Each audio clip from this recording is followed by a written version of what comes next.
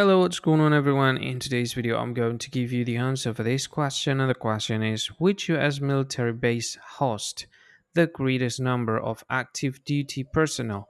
I'll now give you the answer for this question, and the correct answer for the question is Fort Bragg. So that is the correct answer for the question. For Fort Bragg, that's the answer for the question.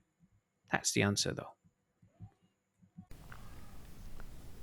Hi, thank you so much for watching this video.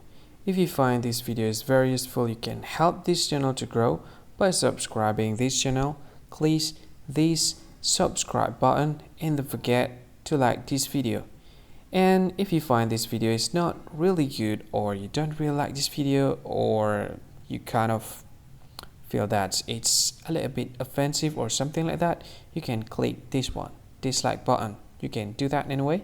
And if you want to share this video with your friend, you can share it by clicking this share button, and you can share it to any social media that you wish that is currently available at this time, like Facebook, Twitter, LinkedIn, and many others.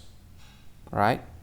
And if you want to add this video to your playlist, you can click this one. You can watch this video later, and you can find more options by clicking these three dots.